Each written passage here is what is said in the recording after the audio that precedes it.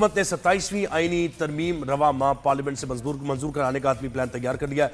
तरमीम में वफाकी इख्तियारात में इजाफा किया गया। जैसे मैंने आपको बताया, NFC अवार्ड, आईनी अदालतों का क़याम और जजेस तबादलों समेत अहम इस्लाहात इसमें शामिल हैं। जरा ये बता रहे हैं कि मुजव्वज़ा तरमीम में आर्टिकल 243 के तहत अफवाज पाकिस्तान के हवाले से नई तरामीम जो है वो तजवीज़ की गई है, जबकि चीफ इलेक्शन कमिश्नर के तकर्रुर में डेडलॉक खत्म करने के लिए आर्टिकल 2113 में तब्दीली का मंसूबा भी है। सीनियर सहाफ़ी और तज़कियाकार हसन अय्यूब ने हमें ज्वाइन किया। एज लॉन्ग एज अवाम का भी फायदा हो, बस जी, ये जरूरी है। हसन, अस्सलाम वालेकुम, गुड मॉर्निंग, कैसे हैं आप? वालेकुम सलाम, very good morning to you. Good morning. मैंने कुछ हुदूद से तजावुज तो नहीं किया ना? हुदूद के अंदर रहते हुए बयान किया भी है ना? एहतियात का दामन थामे रखा है मैंने।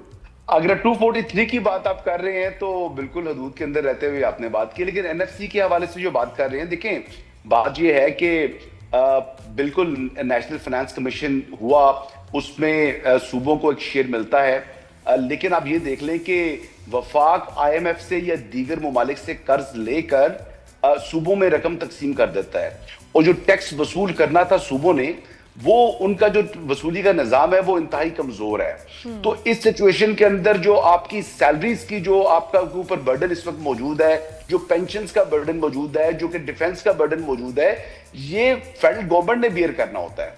तो जब फेडरल गवर्नमेंट के पास पैसे होंगे नहीं तो वो कर्ज लेकर अपने डे टू डे अफेयर्स चला रहा है, या डोमेस्टिक बोरोइंग कर रहा है, या आप जो है वो दूसरे ममालिक से या IMF से कर्ज ले रहे हैं, तो ये मामला कितना अरसा चल सकता है। तो जो NFC की जो इसके हवाले से जो शेयर है सूबों का, इसको कम करना नागुज़ीर है। अदरवाइज तो आप यानी मुल्क जो है वो कर्ज की दलदल के अंदर मजीद फंसता जाएगा। रहा सवाल जो आप बात कर रहे थे 243 के हवाले से, तो देखें अब दुनिया में जो वॉरफेयर है वो उसकी जो यानी उसमें मीडियम्स तब्दील हो चुके हैं। अब कन्वेंशनल वॉर नहीं है, अब वॉर जो है वो मल्टी डायमेंशन हो जाती है। उसमें साइबर स्पेस वॉरफेयर है, उसमें आपकी जो है वो इंफॉर्मेशन वॉरफेयर है, उसमें गोरिल्ला वॉर है, उसके अंदर जो है वो आपकी कन्वेंशनल वॉर है। तो एक सेकंड, वो आप सही कह रहे हैं। मैं थोड़ा सा आपको जरा सा टाइट कॉर्नर में 243 है क्या? थोड़ा सा इसका ओवरव्यू अगर आप दे दें, बता दें है क्या उसके अंदर 243 के अंदर? लोग ज़ाहिर नहीं जान रहे। देखिए 243 के अंदर तो अभी जो चीज है कि इसमें आपने एक ही कमांड रखनी है, यानी आपकी पहले मल्टी कमांड्स थी, यानी आपकी जो तीनों कन्वेंशनल फोर्सेस हैं, चाहे वो प्रेसिडेंट जाहिर उसको प्रेसिडेंट हेड कर रहे हैं, बिल्कुल सही हो। नहीं, प्रेसिडेंट हेड कर रहा था, प्रेसिडेंट वॉर के अंदर तो नहीं हुआ ना। अभी जो मार्का हक के दौरान आपको एक शख्स चाहिए जो तीनों की आपस में सिनर्जी रख सके, और ये यानी तीनों को एक ही टाइम पर कमांड मिल सके, एक ही कमांड से उन तीनों को ऑपरेट और अपॉइंटमेंट्स वगैरह भी इसमें हो जाएंगे, यानी उसका भी इख्तियार नहीं, अपॉइंटमेंट का इख्तियार नहीं है जी। अपॉइंटमेंट का इख्तियार तो जो फेडरल गवर्नमेंट है यानी फेडरल कैबिनेट है उसी के पास है। फेडरल कैबिनेट ही अपॉइंटिंग अथॉरिटी है, उसमें रेकमेंड वही करती है और प्रेसिडेंट उसको एंडोर्स करते हैं। नहीं, यानी अब जो तरमीम आएगी इसमें हो सकता है मुमकिन तौर पे इसमें भी तब्दीली हो जाए, यही मैं कहना चाह रहा हूं, अपॉइंटमेंट्स वगैरह के मामले। I personally doubt it. अभी तो इसके हवाले से क्या सराई करने से मेरे ख्याल से गुरेज करना चाहिए, लेकिन इसमें मेरे जो अभी तक मैं समझाऊं उसमें एक ही कमांड होगी जिससे ये तीनों, यानी अगर कोई कॉन्फ्लिक्ट आता है, और इस वक्त अगर आप देखें तो हमारा ईस्टर्न और वेस्टर्न बॉर्डर यानी इंडिया और अफगानिस्तान दोनों के साथ हमारी इस वक्त कशीदगी जारी है। और आप ये देख लें कि जो अफगानिस्तान है उसने अपना जो नई अलाइनमेंट की है इस वक्त इंडिया के साथ, और जिस तरह मुल्ला मुत्तकी वहां जाकर उन्होंने गुफ्तगू की, तो वो पाकिस्तान की जितना अरसा हमने उनको होस्ट किया तो हमारे ऊपर तो उन्होंने एक किस्म की बैक स्टैबिंग की है। और इस वक्त भी हमारे जो नेक्स्ट टॉक्स होने जा रही हैं इस्तांबुल के अंदर, जिसमें एक बार फिर पाकिस्तान अपने उसी मौक़िफ़ को रिपीट करेगा कि आप जो है वो आपकी सरजमीन पाकिस्तान में दहशतगर्दी के लिए इस्तेमाल ना हो। हमारा तो एक ही एजेंडा है, हम तो अपने पड़ोसी ममालिक के साथ प्यार के साथ रहना चाहते हैं। हम चाहते हैं कि अफगानिस्तान तरक्की करे, लेकिन ये नहीं हो सकता कि अफगानिस्तान की सरजमीन से पाकिस्तान के ऊपर हमले हो रहे हों और हम अपने जो यानी इस कॉन्टेक्स्ट में 27वीं तरमीम इंतहाई जरूरी है कि एक चेन ऑफ कमांड हो और बहुत तेजी के साथ फैसले अगर होते हैं यकसुई के साथ हो। ताकि वो तो अच्छी बात है। exactly. ये थोड़ा सा हसन साहब exactly. करिकुलम के बारे में भी बताइएगा, क्योंकि वो तो बच्चे पढ़ रहे हैं, तो हमें तो बड़ी फिक्र है भाई कि ये अगर आपका एक ही करिकुलम हो पूरे पाकिस्तान में, यूनिफॉर्म करिकुलम, इसका क्या मतलब है? इसमें क्या ये O levels, A levels affect होता है? ये तजवीज भी है ना हसन, इसके बारे में क्या? नहीं, इससे क्या फायदा होगा? अब ये देख लें कि ये गवर्नमेंट स्कूल्स के हवाले से है। अच्छा। ये प्राइवेट स्कूल्स के हवाले से है नहीं। और सरकार के कितने स्कूलों में ओ लेवल्स और ए लेवल्स हो रहा है? पहला क्वेश्चन तो ये है। दूसरा क्वेश्चन ये है कि इस वक्त अगर आप फर्क देखें, जो पंजाब के अंदर यानी प्राइमरी एजुकेशन है, आप सिंध के अंदर प्राइमरी एजुकेशन देखें, फिर आप उसमें फर्क देखें केपी और बलूचिस्तान के अंदर, तो इन तमाम को एक ही लेवल के ऊपर लेकर लाना चाह रहे हैं। और बेसिकली प्लानिंग है। अपने एजुकेशन के हवाले से अगर अभी भी आप प्लान नहीं करेंगे और फेडरल लेवल के ऊपर से अगर आप इसको मॉनिटर नहीं करेंगे, जब सुई नहीं होगी, तो फिर आपके बच्चों में बड़ा फर्क आ जाएगा। यानी आप इस टाइम देख लें, और अभी आज भी फर्क है, बिल्कुल आज भी फर्क है। अगर आप बलूचिस्तान के बच्चों को है। उठाकर देखें, स्टैंडर्ड फर्क है। इस्लामाबाद के अंदर कुछ स्कूल्स को देख लें तो जमीन आसमान का फर्क है। अभी मैं जीबी के कुछ स्कूल्स देख रहा था, बड़ी अपग्रेड हो गए हैं। और आई वाज शॉक्ड टू सी कि बहुत से खैबर पख्तूनख्वा के स्कूल वो गिलगित बल्तिस्तान के स्कूल्स के साथ जो है वो मुकाबला नहीं कर सकते। तो ये इतना फर्क आ चुका है। और इतना, यानी वैसे तो देखा जाए गिलगित बल्तिस्तान बड़ा रिमोट इलाका है, लेकिन खैबर पख्तूनख्वा तो ये मतलब इस्लामाबाद के साथ ही अगर आप देख लें तो खैबर पख्तूनख्वा स्टार्ट हो जाता है स्वाभाविक से। तो वहां से अगर आप देखें तो इतना बड़ा फर्क है।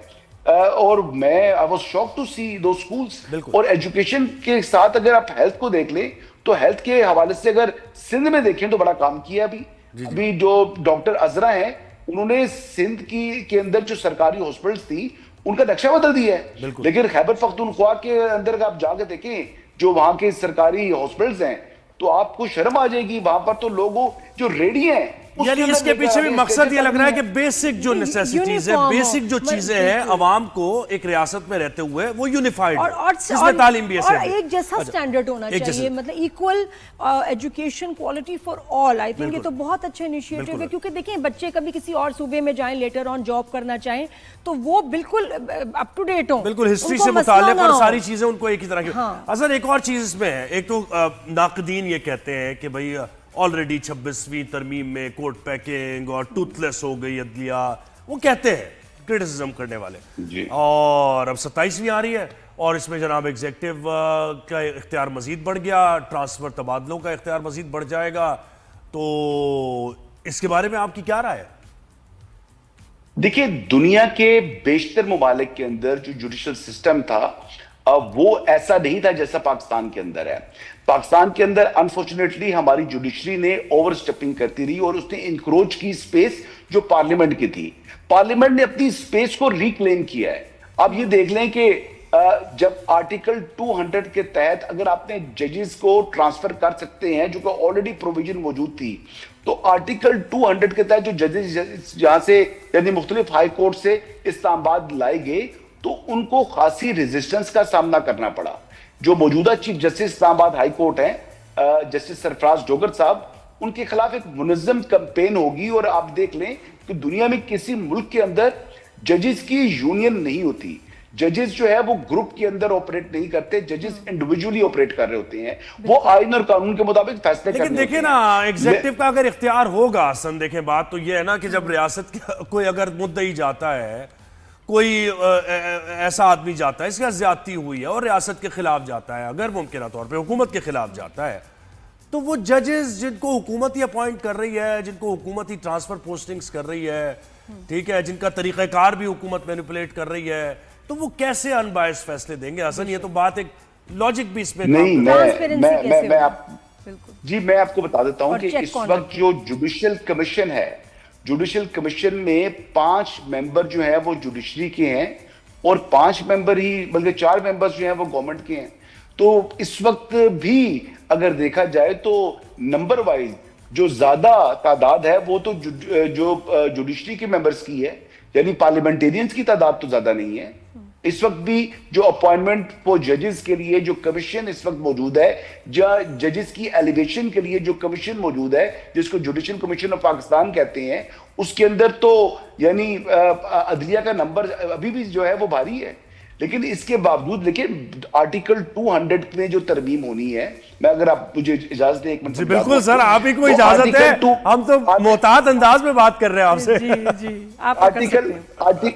आर्टिकल 200 के तहत जो सरफराज डोगर साहब को इस्लामाबाद लाया गया था लाहौर से, तो वो पहली बात तो उनकी कंसेंट शामिल थी, फिर इसमें उनकी जो चीफ जस्टिस थी आलिया नीलम साहिबा, उनकी कंसेंट शामिल थी, फिर मौजूदा जो chief justice supreme court of Pakistan है जस्टिस जया आफरीदी, उनकी कंसेंट शामिल थी। तो इन 3 साहिबान की कंसेंट के साथ ये ट्रांसफर हुआ, लेकिन जो जजेस जहां पर मौजूद आउट ऑफ टर्न प्रमोशन और ये सारे मामला, ठीक है हसन, सही है आप जो कहते हैं माशाल्लाह नहीं है। अच्छा हसन, मैं थोड़ा सा ये कंप्लीट, जिस दिन जस्टिस सरफराज डोगर ने ओथ लिया, उनकी सीनियरिटी उस दिन से होगी या वो जिस दिन इस्लामाबाद हाईकोर्ट आएंगे उस दिन से होगी? तो वो इस्लामाबाद हाईकोर्ट जब आए तो उनकी सीनियरिटी डे ऑफ ओथ से थी। तो ये बेसिकली इनको प्रॉब्लम था कि ये कहते थे कि नहीं, जिस दिन आप इस्लामाबाद हाईकोर्ट आए हैं इस वहां से आपको नया ओथ होगा, लेकिन कॉन्स्टिट्यूशन के अंदर नया ओथ है ही नहीं। सही बात बजा फरमाया आपने, बिल्कुल आप ठीक है। अच्छा मुझे असर एक और चीज बताइए, पाकिस्तान तहरीक इंसाफ कहाँ जा रही है भाई?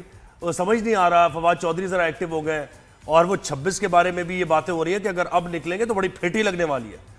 हाँ अब अगर चूंकि एहतजाज की कॉल दी है ना पाकिस्तान तरीके 26 को निकलेंगे, और अब क्यों इतना सेंसिटिव है टाइम? बस वो अब हाँ, ये जरा मुझे बताइए एक्टिविटी क्या चल रही है सर, आपने क्या ऑब्जर्व किया? देखिए पाकिस्तान तहरीक इंसाफ ने अभी तक कोई कॉल नहीं दी, लेकिन अगर वो कॉल देंगे तो वो खैबर पख्तूनख्वा की हद तक होगी। लेकिन बात यह है कि अनफॉर्चुनेटली, इट्स वेरी अनफॉर्चुनेट, 9 मई इन्होंने किया और 9 मई के बाद आज तक उसके ऊपर यानी गलती तस्लीम नहीं की। जब आप इंसान गलती करता है और उसके ऊपर नदामत का इजहार कर दे और गलती को तस्लीम कर ले तो यू कैन मूव ऑन। और उनको DGISPR ने एक पब्लिकली एक दफा कहा था कि जी ऑप्शन एक ही है कि आप जो पाकिस्तान के अवाम से 9 मई के ऊपर जो है वो माफी मांगे। माफी उन्होंने मांगी नहीं, वो आज तक कहते हैं कि ये 9 मई फॉल्स फ्लैग था। तो फिर बात यह है कि जब आपने रियासत पाकिस्तान पर हमला किया हो तो फिर आपका पॉलिटिकल पार्टी वाला स्टेटस जो है वो रिस्टोर नहीं हो सकता। वैसे तो आपका डेमोक्रेटिक राइट है, देखिए मौलाना फजल रहमान साहब एहतजाज करते हैं, जहां जलसा करना चाहिए वो कर सकते हैं, जमात इस्लामी को ये राइट हासिल है। मौलाना फजल रहमान के जब होते हैं कई जलसे इज्तिमा तो उसमें तो कई लाख लोग होते हैं, लेकिन इतने मुनज्जम तरीके से वो कराची से इस्लामाबाद तक आते हैं कि गमला तक नहीं टूटता। लेकिन जब भी 9 मई हुआ तो आपने देख लिया, उससे पहले 25 मई आपको अगर याद होगा, 26 नवंबर आपको याद होगा, तो ये मुतद्दिद इस्लामाबाद के ऊपर हमले हो चुके हैं और एहतजाज की आड़ के अंदर। और 25 मई को तो मुझे याद है कि सुप्रीम कोर्ट में इन राइटिंग कहा था असद उमर साहब ने और पाकिस्तान तहरीक इंसाफ ने कि हम जो है वो ब्लू एरिया नहीं आएंगे, हम जो है H9 और G9 के दरमियान हमने पड़ाव करना है।